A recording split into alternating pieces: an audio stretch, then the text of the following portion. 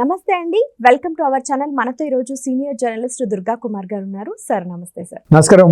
మౌనిక మన వీక్షణ మిత్రులకు కూడా.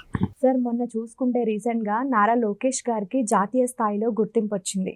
అంతర్జాతీయ స్థాయి అంతర్జాతీయ స్థాయిలో గుర్తింపు వచ్చింది. మళ్ళీ అలానే ఇప్పుడు అమరావతి నిర్మాణం మీద కూడా ద న్యూయార్క్ టైమ్స్ అనే ఒక పత్రికా కథనంపై అమరావతి గొప్పతనాన్ని వివరించారు.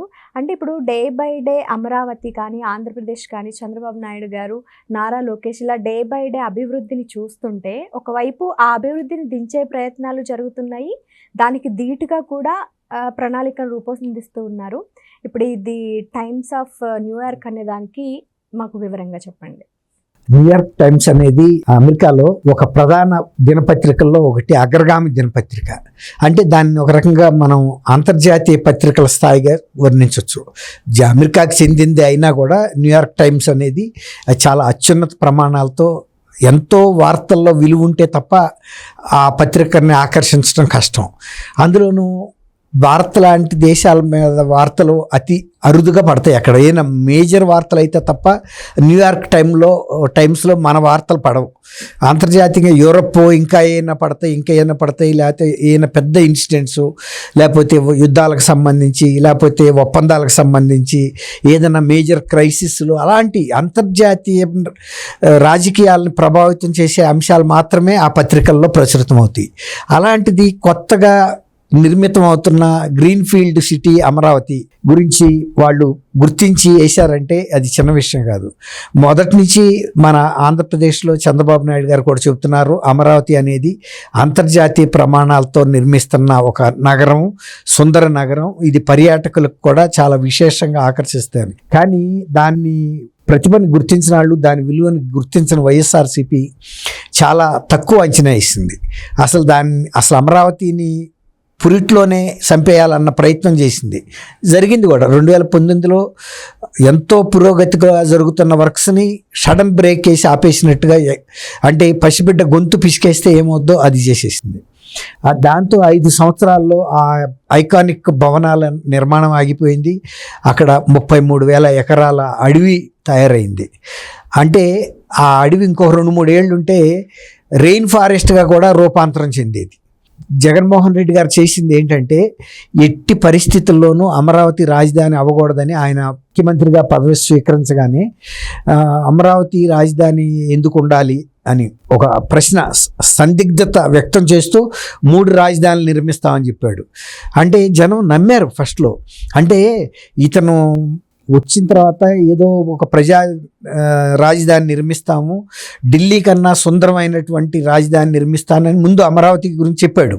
వచ్చిన తర్వాత అమరావతిని ఆపటం కోసం 3 రాజధానులు అనే కొత్త మిషతో ఎక్కడా కూడా ఏమీ చేయకుండా అమరావతిని మాత్రం దిగ్విజయంగా ఆపాడు. మొన్న ఈ మధ్య అమరావతిలో వీళ్ళు కొత్త ప్రభుత్వం, కూటమి ప్రభుత్వం వచ్చిన తర్వాత అన్ని చెట్లన్నీ క్లియర్ చేసేసి ఎక్కడ ఏమున్నాయి, ఏ బ్లాక్లో ఎట్లా ఉన్నాయి పరిస్థితులని, తర్వాత మళ్ళీ ఐఐటి నుంచి సివిల్ ఇంజనీరింగ్ నిపుణులు తీసుకొచ్చి గతంలో కట్టి ఆపేసిన కాలంలో దాన్ని మెయింటెనెన్స్ చేయకపోవటం వలన వాటి నిర్మాణ నాణ్యత ఏమన్నా దెబ్బతిందా, ఫ్యూచర్ ఎంతకాలం ఉంటుంది అని మళ్ళీ దాన్ని టెస్ట్ చేయించారు. ఐరన్ అన్నీ ఎట్లా ఉన్నాయి, సిమెంట్ కాంక్రీట్ పట్టుత్వం ఎట్లా ఉన్నాయని అన్నీ కూడా బాగున్నాయి, ఏం పర్వాలేదు, ఎందుకంటే మంచి నాణ్యతతో కట్టారు కాబట్టి ఏం అవ్వాల. ఇప్పుడు అక్కడ మొన్న సీడ్ యాక్సెస్ రోడ్డు ప్రారంభోత్సవం అయినప్పుడు మళ్ళీ ప్రజల దృష్టి అందరిది కూడా, అంటే అంతర్జాతీయ స్థాయిలో రోడ్లు ఎలా ఉంటాయి అనే దానికి అది ఒక ఉదాహరణగా ప్రత్యక్షంగా చూశారు. 67 మీటర్ల వెడల్పు పెట్టడంతో పాటు విపరీతమైనటువంటి గ్రీన్ మెయిడెన్ మధ్యలో వదిలిపెట్టారు. తర్వాత సైడ్ సైక్లింగ్ ట్రాక్లు, వాకింగ్ ట్రాక్లు, అక్కడ మళ్ళీ గ్రీనరీ, తర్వాత అనేక ఫెసిలిటీస్ పెట్టుకోవడానికి అవి ఒక ట్రాక్లు. అంటే అంతర్జాతీయ స్థాయిలో రోడ్ల నిర్మాణం, అంతర్జాతీయ నగరాల్లో రోడ్లు ఏ విధంగా ఉంటాయో దాని నమూనాన్ని దించేశారు ఇక్కడ 21 కిలోమీటర్లు. ఇక రాబోయే ఇతర రోడ్లు కూడా ఇంచుమించుగా అంతర్జాతీయ ప్రమాణాలతోనే ఉంటాయి, కానీ ఆ స్థాయి కన్నా ఏదీ తగ్గదు అక్కడ. తర్వాత ఇప్పుడు అసెంబ్లీ, సెక్రటేరియట్, హైకోర్టు భవనాలు మళ్ళీ కడుతున్న వాటికి ఐకానిక్ రూపం తీసుకురావటం కోసం నారాయణ గారు లండన్ వెళ్ళాడు. లండన్లో కూడా అత్యున్నతమైనటువంటి ఈ ఎలివేషన్ ఇచ్చే సంస్థలు ఏవైతే ఉంటాయో వాళ్ళ ద్వారా నమూనాలు చేయిస్తున్నారు. మామూలు భవనాల నిర్మాణానికి ఎంత ఖర్చు అవుతుందో ఇంకొక 15-20% ఎక్కువ అవుతుంది. ఐకానిక్ బిల్డింగ్ మొత్తం మామూలుగానే కడతారు, కానీ దానికి ఇచ్చే బయట కళాత్మకమైనటువంటి ఫినిషింగ్ అంటే దాని నిర్మాణాన్ని ఆ రకంగా అందంగా చూపిస్తారు. ఇప్పుడు సపోజ్ పడవే అనుకుందాం, మన లేమ్యాన్ భాషలో చెప్పాలంటే నాటు పడవకి హంస తల పెట్టారనుకోండి, హంస రెక్కలు పెట్టారనుకోండి, అది మామూలు పడవ అని ఎవరు అనుకుంటారు? సింపుల్ పడవంతా అన్నిటికీ అదే, కానీ ఫినిషింగ్ టచ్ వచ్చేటప్పటికి హంసలాగా తయారు చేస్తే ఎవరైనా ఆ పడవ ఎక్కాలని కోరుకుంటారు. 10 రూపాయలు ఎక్కువ ఛార్జ్ పెట్టినా కూడా వెళ్తారు. ఆ పర్యాటకులకు అట్లాంటి ఆకర్షణ ఉండే విధంగా అమరావతిలో ప్రతి నిర్మాణానికి ఒక కళాత్మక ఇది తీసుకొస్తున్నారు, తుది మెరుగులు.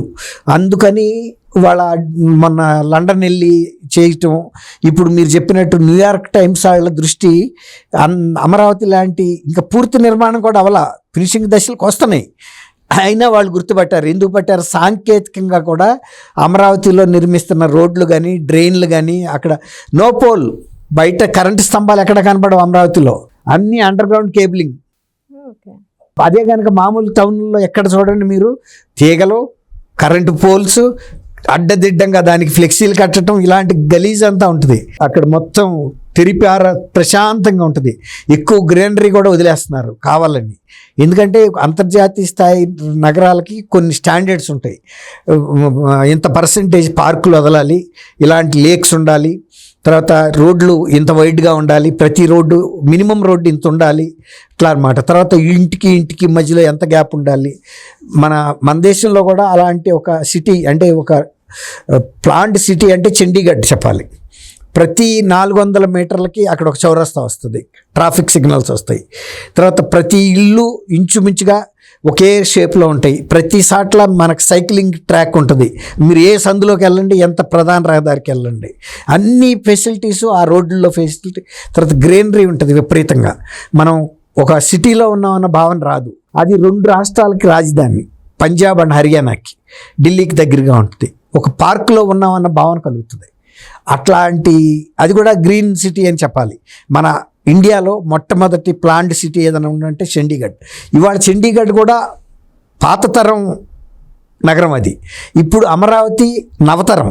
ఇప్పుడు రాబోయే 50 సంవత్సరాల శాస్త్ర సాంకేతిక అభివృద్ధిని దృష్టిలో పెట్టుకుని వాటికి తగ్గట్టు నిర్మాణం చేస్తున్నారు. పౌరులు కూడా ఎంత జీవన వైవిధ్యంగా అంటే ఉన్నత ప్రమాణాలతో ఎలా బ్రతకాలి, వాళ్ళ వస్తువులు ఎలాంటి కోరుకుంటారు, ఎలాంటి వస్తువులు ఇస్తే తప్ప మనం అప్పటికి అందుకోగలుగుతాము ఈ సిటీని ఒక ప్రజలందరూ ఆమోదించే విధంగా అంత రూపకల్పన చేస్తే దాన్ని ఎంత హేళనగా మాట్లాడారంటే అంత హేళనగా మాట్లాడారు.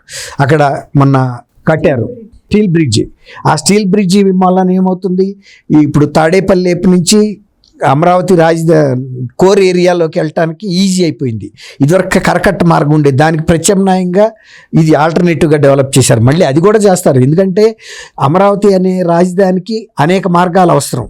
బయటికి వెళ్ళాలన్నా లోనికి రావాలన్నా ఎవరు కూడా ట్రాఫిక్ కంజెషన్లో ఇరుక్కుంటే అది ఫ్యూచర్ సిటీ అవ్వజాలదు, గ్రీన్ సిటీ అవ్వజాలదు. అట్లాంటి కొత్త విధానాలతో రూపొందించిన గ్రీన్ సిటీ మరి వాళ్ళ న్యూయార్క్ టైమ్స్ని వాళ్ళ దృష్టి కనుక దాని మీద పడిందంటే అదే గొప్ప సర్టిఫికెట్. ఇవాళ అనుకోకుండా ఆళ్ల రామకృష్ణారెడ్డి అక్కడ భూసేకరణ అసైన్మెంట్ భూముల్ని ప్రభుత్వం ముందుగానే స్వాధీనం చేసుకుని తర్వాత ల్యాండ్ పూలింగ్ నోటిఫికేషన్ జారీ చేసి కొంతమందికి ఆర్థిక లబ్ధి చేకూర్చడానికి ప్రయత్నించిందని హైకోర్టులో అంతకుముందు పిటిషన్ వేశాడు. ఆ పిటిషన్ని హైకోర్టు నిర్ద్వందంగా కొట్టేసింది. మీకు రాజకీయ విభేదాలుంటే మీరు అక్కడ చూసుకోవాలి, కానీ న్యాయస్థానాలను వేదికగా మార్చుకుని మమ్మల్ని దానికి వాడుకోకూడదు అని చెప్పి హెచ్చరించింది. మళ్ళీ దాని మీద 2 పిటిషన్లు సుప్రీంకోర్టులో వేశాడు. సుప్రీంకోర్టులో ఇవాళ యాదృచ్ఛికంగా ప్రధాన న్యాయమూర్తి ధర్మాసనం 2 జడ్జీలు ఉన్నారు, ఇంకా వాళ్ళు కూడా జిటో హైకోర్టు ఏం చెప్పిందో మేము దాన్నే సమర్థిస్తున్నాము, దాన్ని తోసిపుచ్చేటందుకు ఎక్కడా కూడా మాకు సాక్ష్యాధారాలు కనపడలేదు, ఆ అభిప్రాయాన్ని మేము కూడా కన్ఫర్మ్ చేస్తూ 2 పిటిషన్లు కొట్టేశారు. దాన్ని బట్టి వీళ్ళు ఎటువంటి కుట్రలు పండుతున్నారు, తర్వాత ఎంత హేళనగా మాట్లాడి ప్రజల ముందు అదొక శ్మశానం అంటే, లేకపోతే అదొక ఎడారి అంటే, న్యూయార్క్ టైమ్స్ లాంటి పత్రిక ఎందుకు రాస్తుంది ఎడారి గురించో లేకపోతే శ్మశానం గురించో? అక్కడే అర్థమవుతుందిగా, మీ కళ్ళు అంతవరకే కనపడినాయి. కానీ న్యూయార్క్ టైమ్స్ పత్రికా విలేకరులు, ఎడిటర్లు ఒక గ్రీన్ సిటీ నిర్మాణంలో ఉన్న, ఇండియాలో ఉన్న గ్రీన్ సిటీ నిర్మాణాన్ని అభినందిస్తూ వార్తలు ఇటువంటి ఆ అంతర్జాతీయ ప్రమాణాలు లేకపోతే ఏది కదా. అంటే అంతర్జాతీయ ప్రమాణాలకు కూడా మించి కూడా వేస్తున్నారు. ఎందుకంటే ఇది ఫ్యూచర్గా ఇంకొక 30-40 ఏళ్ల భవిష్యత్తు అవసరాలను కూడా దృష్టిలో పెట్టుకున్నారు. మరి అది గర్వకారణమైనటువంటిది. మొన్న మోడీ గారు కూడా చెప్పాడు, ఆంధ్రప్రదేశ్ ఆర్థిక వ్యవస్థ పెరుగుదల చాలా ఆశ్చర్యంగా ఉంది నాకు. ఐటీ సెక్టర్లోనే కాదు, ఉత్పత్తి రంగంలో కూడా దేశంలోనే అగ్రగామిగా నిలవబోతుంది అని చెప్పాడు. కొత్త రకం ఉద్యోగాల కల్పన కూడా ఆంధ్రప్రదేశ్లో రాబోతుందని చెప్పాడు. అట్లాగే దేశంలో వస్తున్న విదేశీ పెట్టుబడుల్లో కేవలం 25% ఆంధ్రప్రదేశ్లోకే వస్తున్నాయని. అంటే ఆ పారిశ్రామికవేత్తలు ఆంధ్రప్రదేశ్లో పెట్టాలనే ఉద్దేశం మీదే వస్తున్నారు.